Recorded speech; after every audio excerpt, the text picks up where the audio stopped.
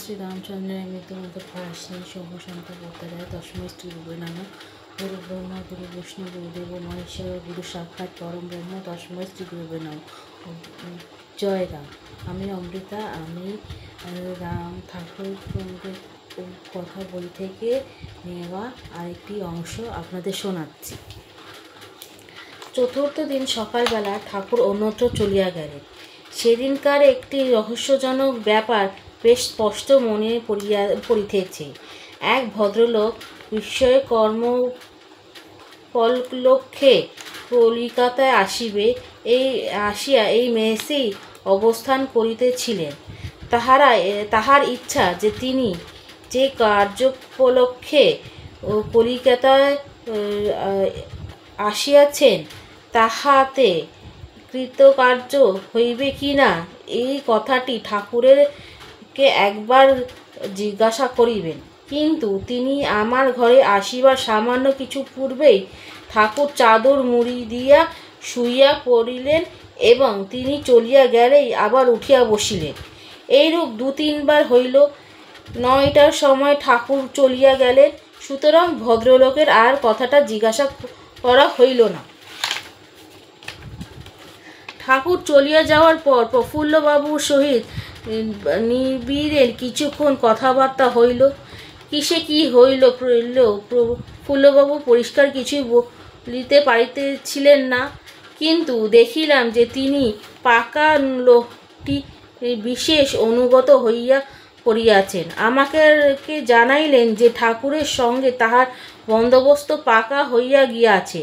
ঠাকুর শীঘ্রই ঢাকা আসিবেন এবং বাসাবাড়ি দেখে ধীরেন মজুমদার মহাশয়ের বাড়িতে উঠিবেন। প্রফুল্লবাবুদের বাড়িতেও যাইবেন এইরূপ প্রতিশ্রুতি দিয়াছিলেন। দুপুর বেলা কলেজ যে একরকম কাটিয়া গেল, কিন্তু বাড়ি ফিরিতেই যেন কেমন খালি খালি বোধ হইতে লাগিল। প্রফুল্লবাবুর বাড়ি হইয়া গিয়াছিলেন, সুতরাং হাত মুখ ধুইয়া জলযোগান্তে নিজের ঘরে একাই বসিয়া রহিলাম। কিন্তু নিরিবিলি থাকিবার জো কি? একটু পরে উকিলবাবু আসিয়া আমার পাশে বসিলেন। আমার মেজাজ বিগড়াইয়া গেল, কিন্তু মুখে কিছু বলিলাম না।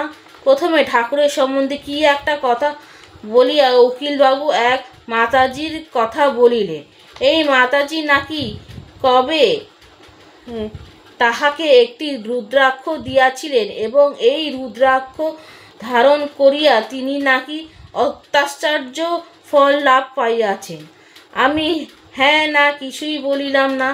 ইহার পর উকিলবাবু আরম্ভ করিলেন অন্যান্য সাধু সন্ন্যাসীদের কথা। আমি সহজেই বুঝিতে পারিলাম যে উকিলবাবু বলিতে চাহিতেছে যে এই সকল সাধুদের তুলনায় ঠাকুর নিতান্তই নগণ্য।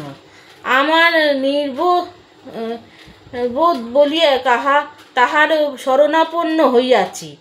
এই সময় প্রফুল্লবাবু আসিয়া পড়িল। আমি উকিলবাবুর হাত হইতে অব্যাহতি পাইলাম। প্রফুল্লবাবু রাত্রির গাড়িতেই ঢাকা চলিয়া গেলেন। তিনি যে বিষয়াগত কার্যকলাপে কলিকাতায় আসিয়াছিলেন তাহা কিছুই কখনো হয় নাই।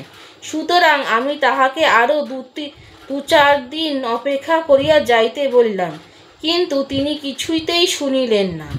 আমার মনে হইল যে বাড়ি ফিরিয়া সকলকে, বিশেষ করিয়া হরিদাসবাবুকে ঠাকুরের কথাটা বলিবার জন্য তিনি অস্থির হইয়া উঠিলেন।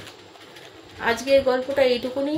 আমার এই প্রচেষ্টাটা আপনাদের ভালো লেগে থাকলে আমার চ্যানেলটা সাবস্ক্রাইব করবেন, লাইক শেয়ার অ্যান্ড সাবস্ক্রাইব করবেন, আর কমেন্টস করবেন। আর আমার বাংলা উচ্চারণে খুবই ত্রুটি আছে, তার জন্য আমাকে মার্জনা করে নেবেন। আমি চেষ্টা করছি খুব শীঘ্রই যেন আমার বাংলা উচ্চারণগুলো ঠিক হয়ে যায়।